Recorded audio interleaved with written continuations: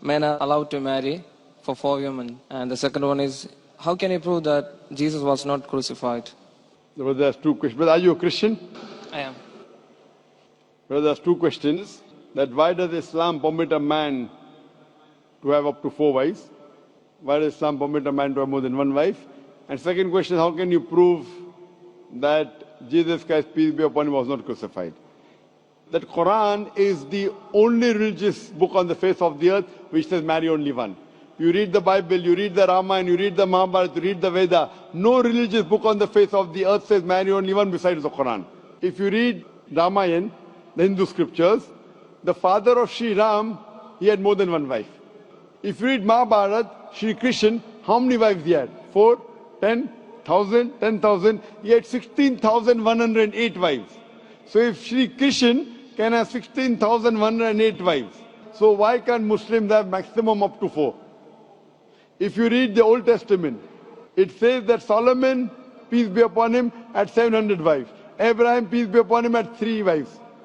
So Old Testament tells you can marry as many wives as you want. Same as the New Testament says that you should follow Old Testament. So in Hinduism, in Christianity, in Judaism, you can marry as many as you want. It is later on that the church put a restriction that Christians should marry only one.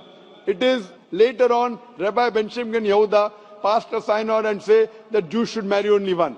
Otherwise, previously, they used to marry as many as they wished. It is the Indian penal code in India in 1954 that put a restriction and said under the Hindu Special Marriage Act, the Hindus should marry only one. But the scriptures put no restrictions. Let's analyze what does the Quran say. Quran says in Surah Nisa chapter 4 verse number 3, marry women of your choice in 2s, 3s or 4s, but if you can't do justice, marry only one. This statement, if you can't do justice, marry only one, is only given in the Quran and no other religious scriptures. Let us analyze why does Quran give permission for the Muslim men to marry more than one woman, maximum 4. The reason is that by nature, male and female are born in equal proportion.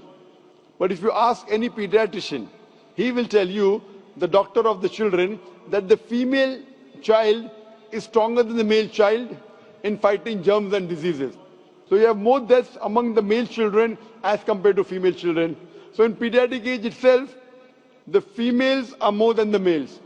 As life goes on, there is death due to wars, due to alcoholism, due to drug addiction, due to accident.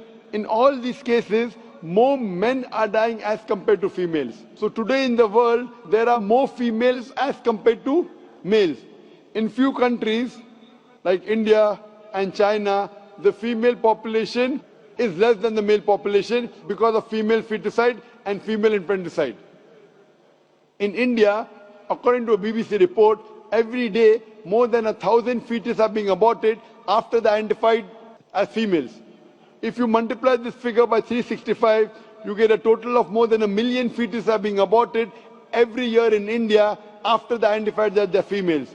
According to the Tamil Nadu Government Hospital report, out of 10 females born alive, 4 are put to death.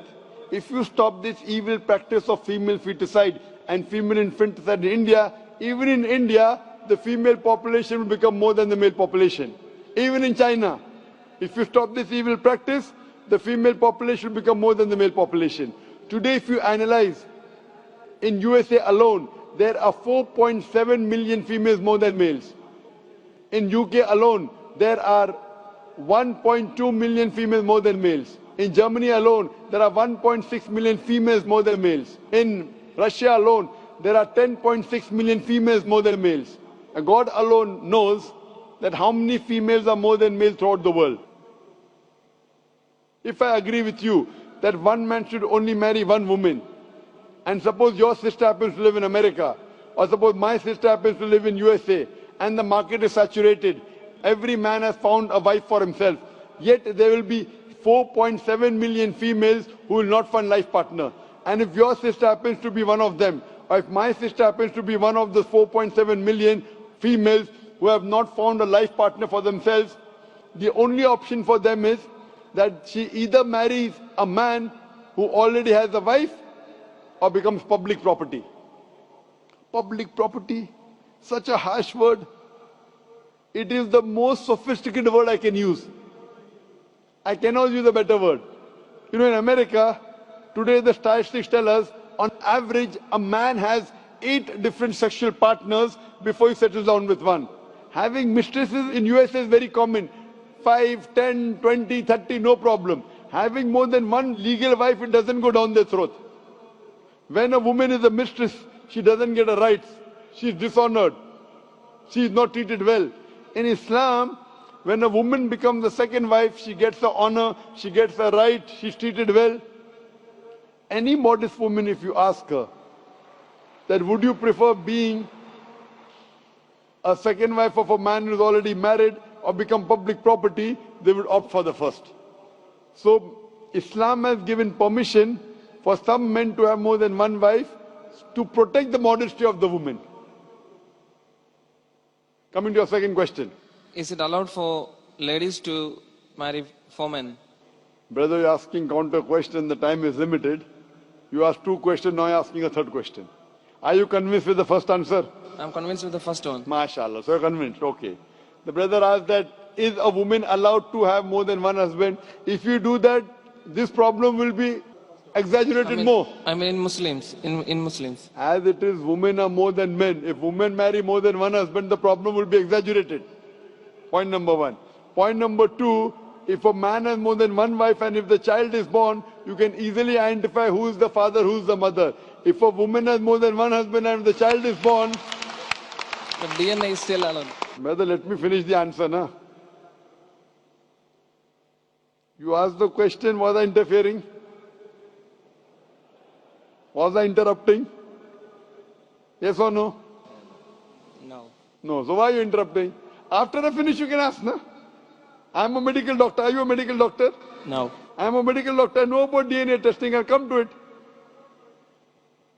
Once, if a woman has more than one husband, 2 husbands, and if a child is born, and if he goes to admit in the school, and if the question, who's your father, she'll have to give 2 names.